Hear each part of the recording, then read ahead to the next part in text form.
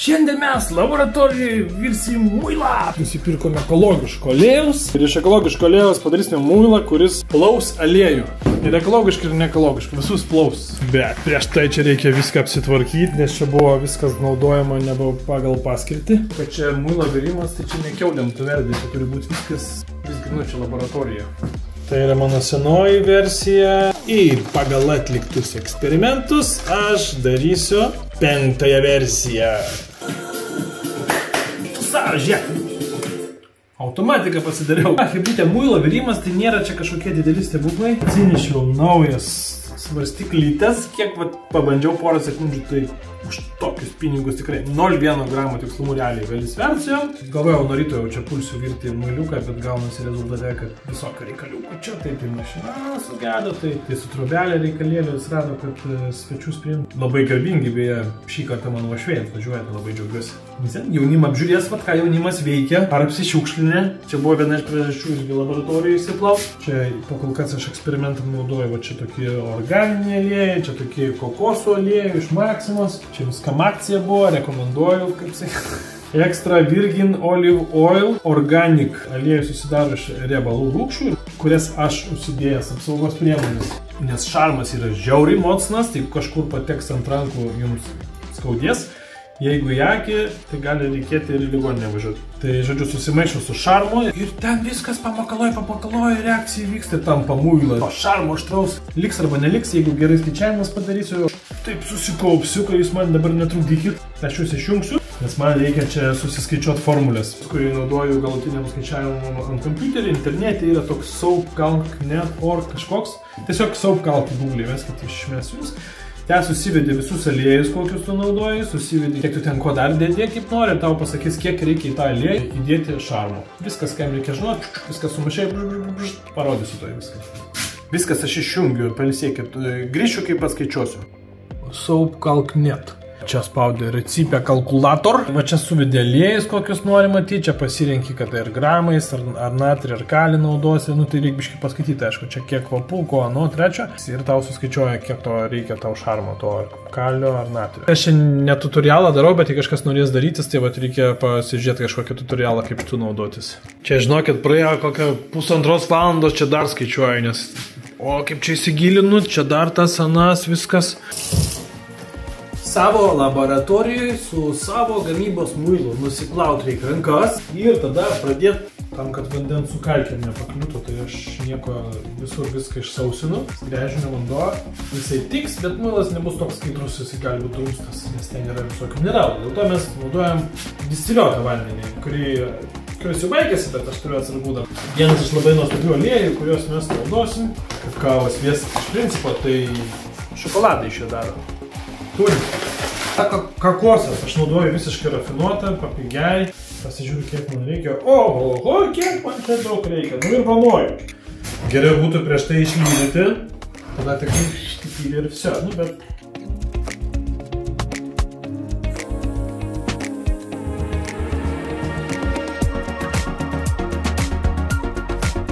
Ir dabar skysnieji aliukai. Čia ką mes turim Filipo. Filipo vėl nulėsėtume savo svarstyklėlės. Ir dabar ricinas, mažai turim, nu bet aš parsisuksiu. Dedu maksimumą, kiek rekomenduoju. Ir tada aš ramiai šildausi jos, kad jie ištirptų. Nes kambario temperatūroje kai kurie iš jų yra kieti.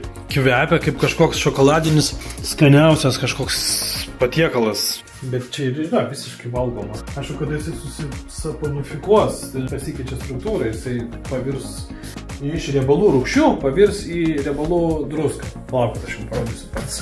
Iš mašinos atnešiau, pasižiūrėkit. Visi riebalai, augaliniai ir gyvuliniai, taukai, lašiniai, susidaro, va, turi tokią grandinę, kuri čia tęsiasi ilgai. Ir kai tu jį sujungi su šarmu, kai senais laikais tai iš pelenų darydavo tą šarmą, o šiais laikais tai paprasčiausiai pasiėmė kalio arba natrio šarmą. Kai tu jį pasiėmė, tai reikia neprisidėti jo ant plikų rankų ar ant plikų akių, nes jisai yra stiprus šarmas.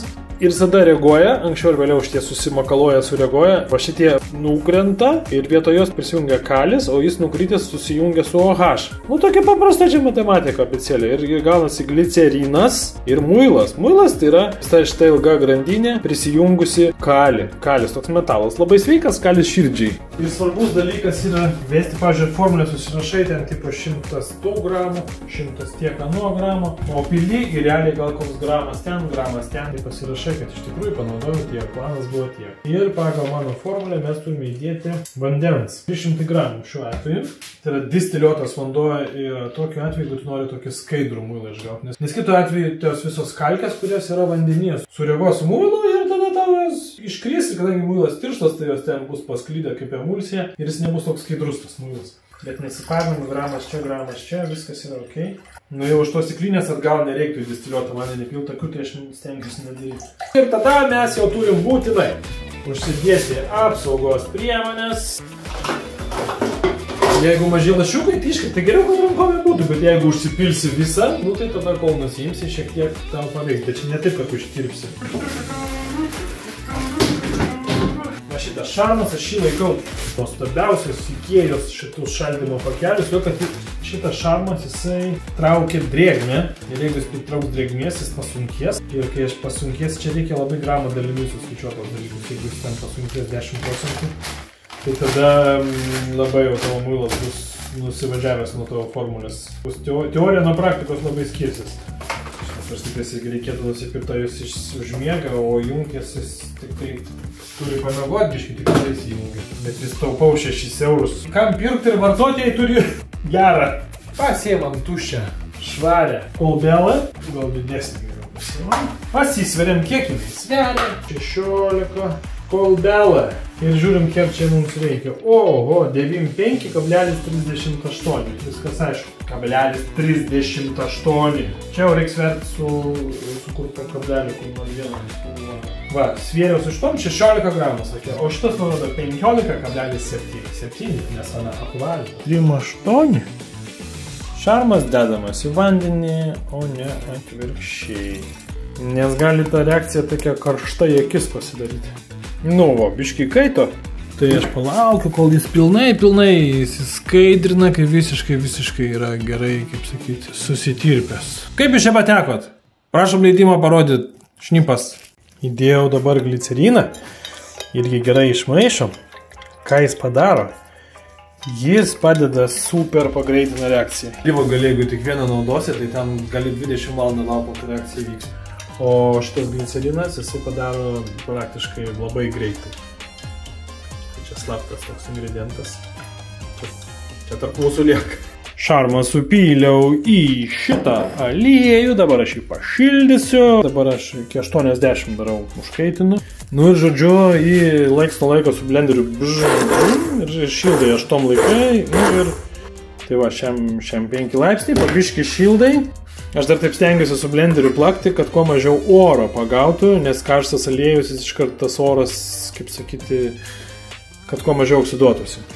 Maistas atvažiavo, maistas! Po to maistą. Mene, aš visas rūgštim apėjęs, aš negaliu vaiko paimti. Tai gali vaiką čia ant žemės padėti. Ne, rūgštimo šarmu. Ai, nu, kai šarmas verdi čia garuoja, kol jis garuoja, tai traukos spinta geras dalykas yra. Nes turbūt, jeigu visą dieną virt, visą gyvenimą, tai gali pasijausti. Profesiniam ligom gali pasijausti. Nu ir man atrodo, gal aš klystu, bet ties 80 ta reakcija pasidaro tokia savaiminė. Ir jau ją reikia taip gesinti, nes man atrodo, jinai kaista pats iš savęs. Tada dar taip plaki ir vyksta toks vienu metu bubum toks. Čia man žmona nupirka. 20 eurų. 20 eurų. Čia tik tiek mažai nupirkai, man 10 reikėjo. Čia toks pas labiausias utėlį. Jo. Kavutė. Mes artėjom prie tokio mistinio momento. Jis turi, žodžiu, užvirti. Tokį pasiek. Užputosiną tokią. Jis pradeda stengti, vis laiks pramaišau, palaikau apie 80 temperatūrą. Ir staiga jis va pradeda tiesiog taip, va, nu, net nežinau, va toks užputojo, tokį sušokavo į tokį pavirto staiga tokio va.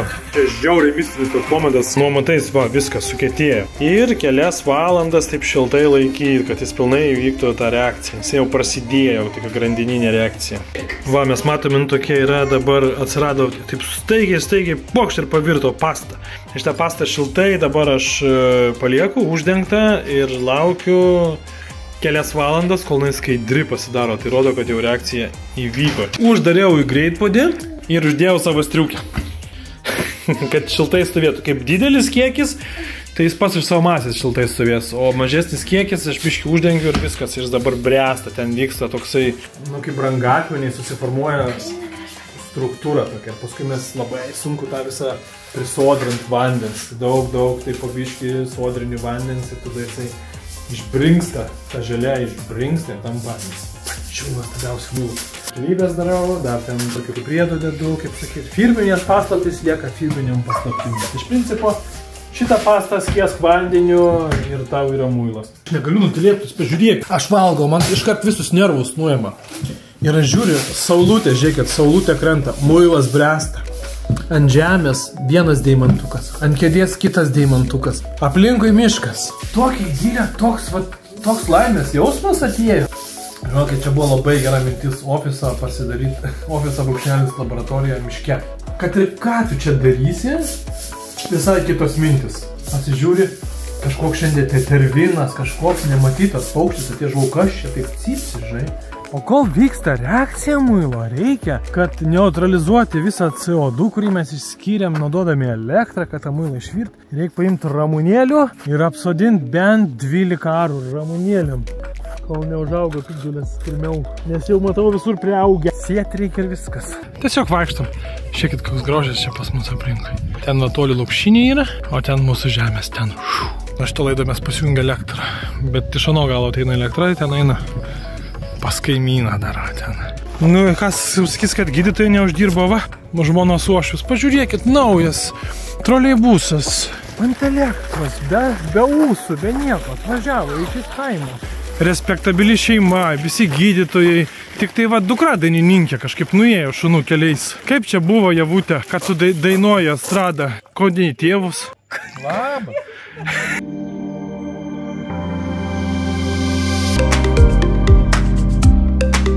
Ai, gamta, paukštukai.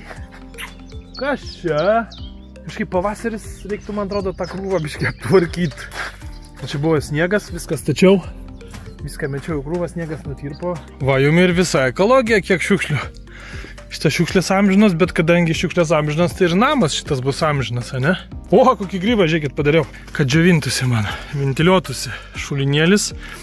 Šitą sušveičiau ir nudažiau, kad va, koloritas panašus pasidarytų, ne šiaip. Nes originali, tai jos spalva va tokia. Jau mes matom toks, nu, tipo kaimas lašinėjo. Dabar toks kaminiukas atrodo, kad kaip iš parduotuvės, toks specialus, 100 eurų. Pasigražėkit. Saulė šviečia, šitą šildo. Šiltas oras sušyla iš karto eina, čia tokios praplatintos skylės specialiai išeidinėjo. Jis nori įeis pro čia ir pro čia.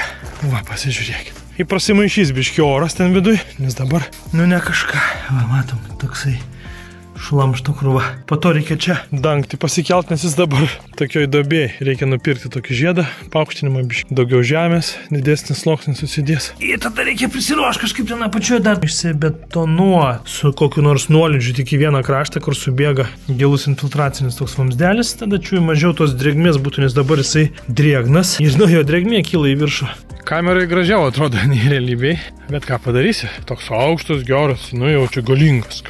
Negaliu patikėti, 10 valandą sakiau, aš važiuosiu, po 10:02 aš važiuoju. O dar spėjom ryte ir vaiką pamaitinti ir reklamai. Mane dar žmona į Prūdiją nusifilmuoti žolelių. Na, sakau, žolelių tai gerai, žolelės gerai mėgstu, galiu pareklamuoti. O dabar į Kauniuką labai norisi viską rodyti, aš nieko vat ir nerodau jums, o čia tiek visokių darau subtilių dalykų. Galvoju, kaip nieks negalvoja, nes kai kaimietės pradeda apie kosmetiką galvoti, tai prigalvoja tokių čiūdų, kur aš neišgėręs nesugalvosiu. Žiauriai fainą dalyką padariau, tai stiklinių buteliukų visokių taro susisakinėjau tiesiog, kad pačiupinėt, pažiūrėt, kaip atrodo. Ir nusinčiau savo mylimam draugui, kuris lazerį turi ir viruoja, sakau, pabandyk, žinai, tai jis pabandė, padarė ten. Eik, tu, kaip gražiai atrodo. Čia aš jums visas firminės paslaptis išdavinėjai, bet ties, kas ūkininkas seka, tai jam tas firminės paslaptis apie kosmetiką turbūt visiškai yra neaktualios. Nu va, ir su founderiais bendravau. Nerodyt jums kur nieko, vieną va fotkę įdėsiu, slaptai nufotkinau, šiaip visur yra verslo paslaptis, nieko nerodysim, bet čia jau turime mėginukų visokių padaryti. Dar čia ne mano muilas, bet kiti produktai kūrėme. Ir žiūrėkit, saulė šviečia ir lietus lyja vienu metu. O čia yra kas? Palankus ženklas. Kitas palankus ženklas, kad mano mama jau cepelinus verda. Vegetariškus. Senukai, čia kažkas pakomentavo iš mano žiūrovų, sako, Litagra yra visai kas kita. Aš sustojau, galvoju, nueisiu į Litagrą. Litagra tai yra tikrų ūkininkų senukai. Pažiūrėkit, iki dangaus užrašas koks. Jo, kur tu rasi spyruoklių tokį katalogą. Nu va, senukuose tai tokio tinklo nebuvau radęs, o čia va radau. Taip, kad rekomenduoju. Vat kas, aš ūkininkas, sakau, aš juokauju, pažiūrėkit. Mano žmona iš sėklos kiek visko pridarė. O ką aš sodinau, tai dar nieks neišlindo nei čia, nei čia. Bet, pavyzdžiui, man tai ne agurka, ne kas man tai įdomiausiai. Pažiūrėkit, kaip jis taškos, jis kaip piktžolė. Ji tikrai bus lengva auginti, aš jį iš paštomato ištraukiau. Tiesiog čia padėjau, buvo prieš, nu nežinau, tie lapai, keli buvo susisukę tokie sutrinti. Visi tiesė tie lapai, visi. Užveisiu aš kaime, tikiuosi jų labai daug, nes čia yra agurklė arba dar žinoma kaip kaulažolė. Tingai, labai gera žolė. Kažkokie jau čia reikalai man atsitiko, gerai va vyrai tenais dirba generatorių jungia, prasitėsiau prailgintoje, čia galingą pakrovėją paleidau, gerai pazulint, tada užsiveda ir paskui važiuoja, pastovi vėl nesiveda.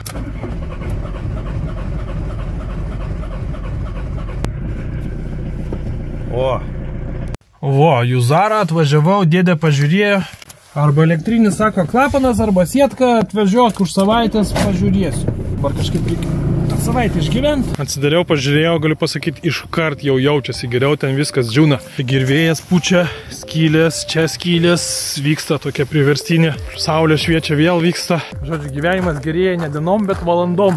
Kai gražumas, kai lietutis toks. tą pastą, kaip matėt, kaip padariau, taip ir palikau ten. Aš švai atvažiavau, šiandien jau šeštadienis ir važiuoju namo. Čia tik tai svečiam parašiau nakvynę. Tai taip smagiai lyja. Ačiū, kad stebit, vis laik palaikinkit, užsiprenumeruokit kiekvieną kartą ir linkėkit sėkmės projektuose.